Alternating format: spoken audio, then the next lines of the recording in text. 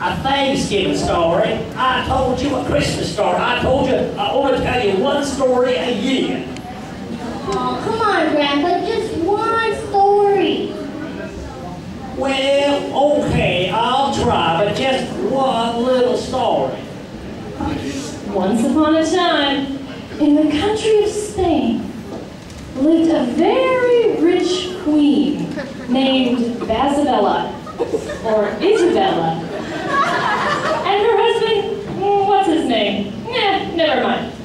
Anyhow, whatever Isabella wanted, she got. Is this my throne chair? That's a blue plastic chair. Sorry. Okay, what do I want? Ooh, nice necklace. Great to accessorize. Ooh, purse. Maybe the purse. Shoes! Oh, whatever, I'm the queen. I want all three. Give me all three. Isabella likes shoes and purses. You know, Prada, Gucci, and fancy silk things. And she found out that silk comes from India. So she called in the best explorer, traveler, adventurer she could find, Christopher Columbus. Dun, dun, dun, dun. It is I, Christopher Santiago Fernando Felipe Romano Jose Mendes Columbus.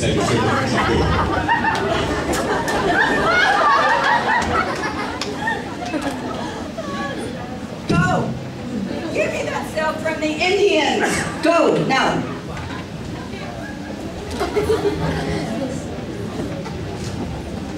Are you talking about us Indians?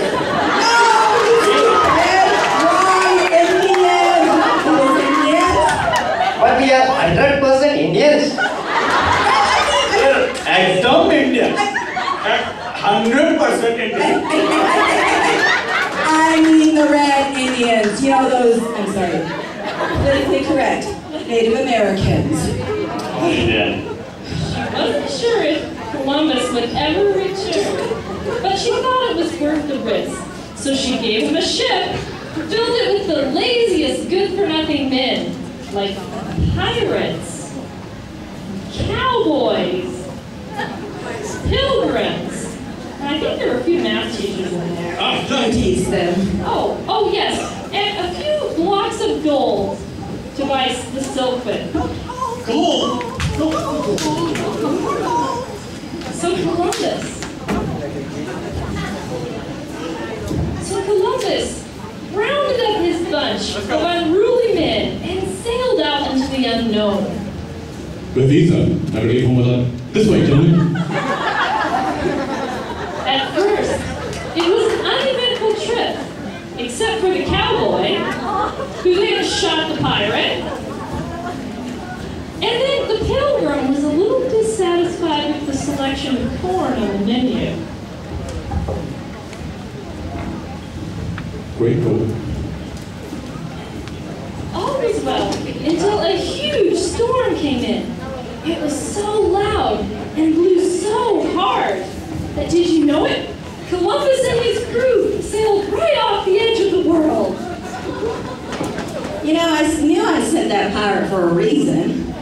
But the crew members did not die. In fact, they landed in the most lush land, full of green forests and waterfalls, and a few deer scampering about, munching on soft green leaves. Wait, wasn't there an Indian princess? Hey, wait, I'm the queen. It's good enough for this story. No, I mean a beautiful Indian princess. Oh, hey! You work at student. You get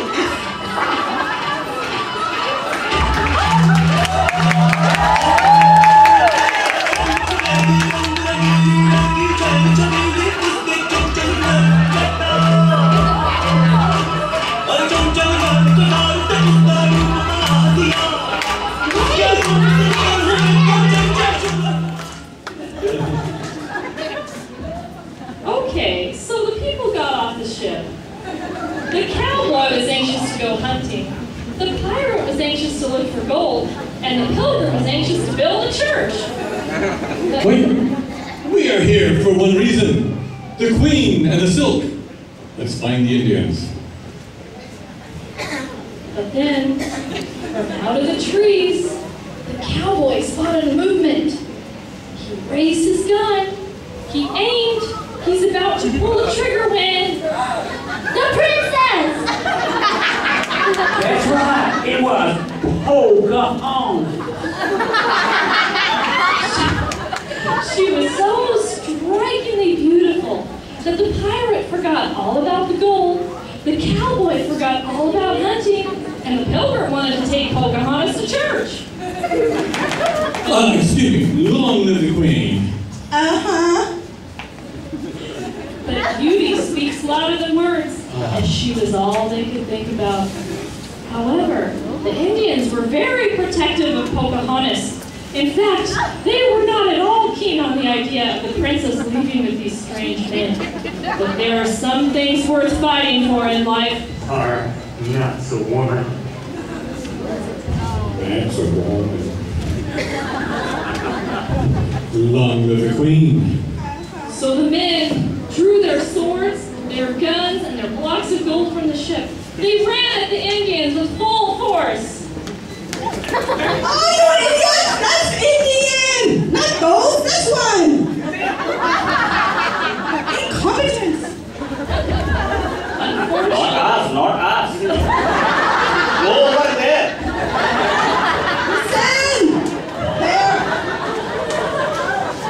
Unfortunately, they weren't that great of fighters. The cowboy couldn't aim his gun, the pirate couldn't get the sword out, and the pilgrim couldn't find a place to hide. Fortunately for them, the Indians were also not that skilled in battle. Their bows didn't twang. What ensued was complete chaos.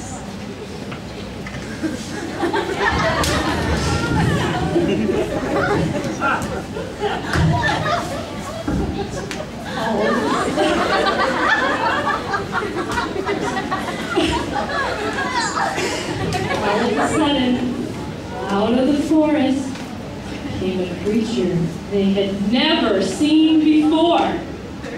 The men completely forgot about the princess and the reason they were fighting each other because they saw the second most important thing to men. Food. Auntie biryani.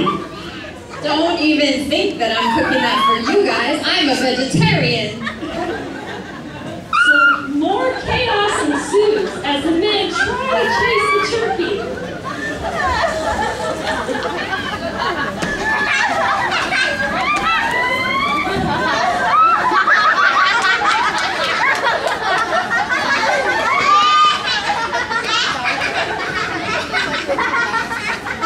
Finally, all the chaos.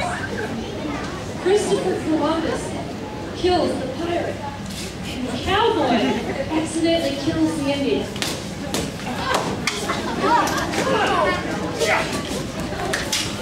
All that's left is the pilgrim and the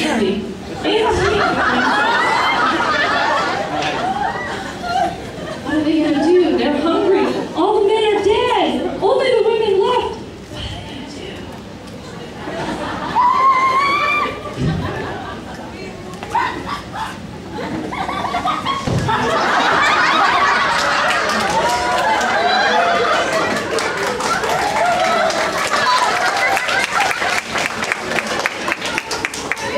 So the women sit down to eat the turkey.